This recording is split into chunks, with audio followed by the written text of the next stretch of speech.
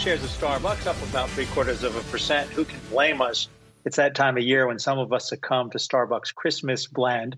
But something else, Starbucks plans to grow the number of company-owned stores in the U.S. by 800 new stores each year, with plans to reach 16,000 locations by 2023. So joining us in an exclusive interview to discuss how technology and evolving consumer habits will fuel that growth is Starbucks COO and Group President Roz Brewer, along with Yahoo Finance's Julia LaRoche. Julia? Thanks so much, Adam. And Roz Brewer, it's always a pleasure to have you on. So thank you again for that. Let's talk about the transformation that's taking place at Starbucks. I think the last time we spoke about 2 years, you outlined some of the transformation. Of course, COVID-19 has accelerated some of those consumer trends. Would like to hear from you. What are the trends that you think will persist beyond this pandemic, and how is Starbucks adapting? So first of all, Julia, thanks for having me. And I think, this pandemic has taught us many things. First and foremost is always be an innovator.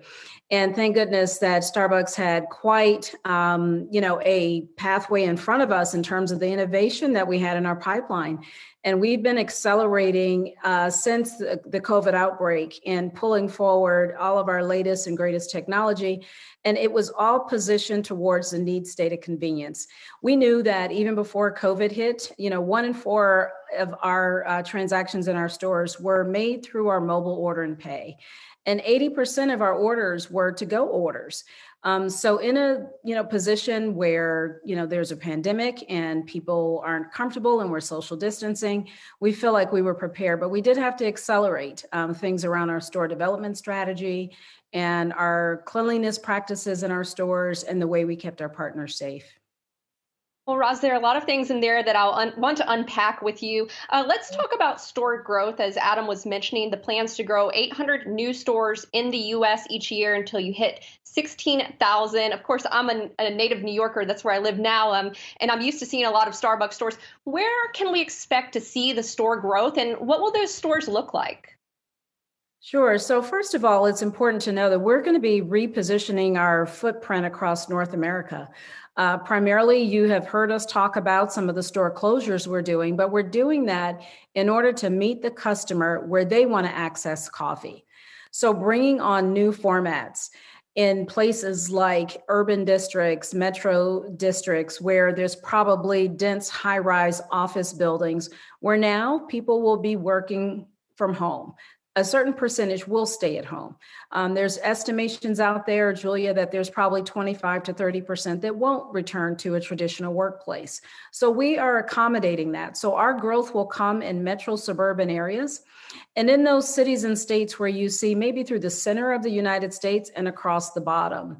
And that's a growing area for us. And we're able to bring in new formats and really look at our drive-through format, which is really a high productive model for us, and the way that our customers enjoy accessing coffee, even during the time the cafes are open or during this time where we're social distancing.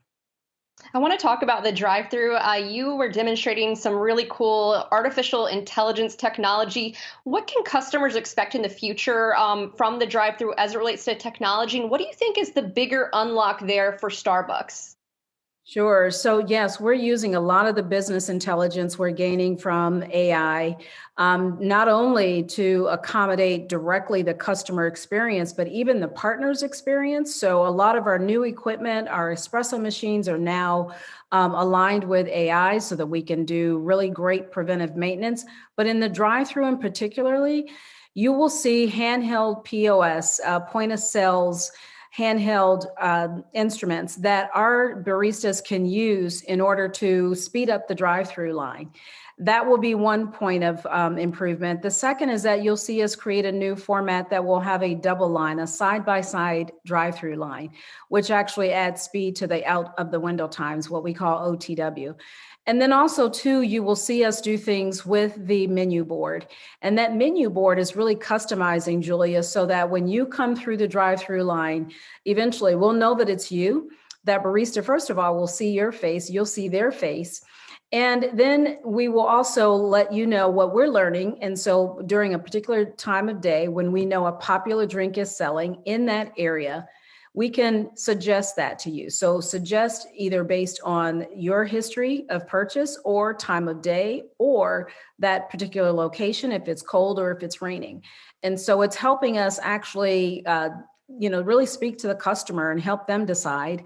But also, too, it's improving what we could see in terms of expanding ticket and being suggestive about what a customer might be interested in. Probably a key driver of that, Roz, is the digital ecosystem you all have built. Of course, the app, I think the latest was 19.3 million users. And some of the data you shared, 1 in every 4 transactions, you said this earlier, comes from mobile order and pay, and nearly 50% of the revenue, yet you all have tens of millions of customers in the US who might not be in that digital ecosystem. What is the big challenge you have to overcome to bring more into that? And what do you think could happen? What is the growth story when you do successfully bring more members into your digital app? Right. So you're right around that. You're correct. That number of 19.3 million 90-day active members currently, and we think the addressable market is more like 75 million. One of the biggest opportunities for us is what we introduced last September, our Stars for Everyone, so that people can decide if they want to apply a payment or not online and have a stored value card. And so it's giving people flexibility in terms of how they want to transact with us. And then it gives us the opportunity to grow that occasional member to a Starbucks Rewards member, which is our highest performing, most routinized customer that we have. And so really giving that flexibility, Julia, is our next step in closing that gap, in addition to the work that we're doing with AI, so that our customers know that we know them better and that we want to create a relationship with them. And it also allows our baristas to really interact with who's coming through the drive-thru or who's stepping into the store. And it's nothing like, especially in a time like this, for someone to address you by name and make you feel at home in a warm and welcoming environment. And so we are working to make that happen on behalf of the customer. Starbucks COO Roz Brewer, I thank you so much for joining us on Yahoo Finance Live.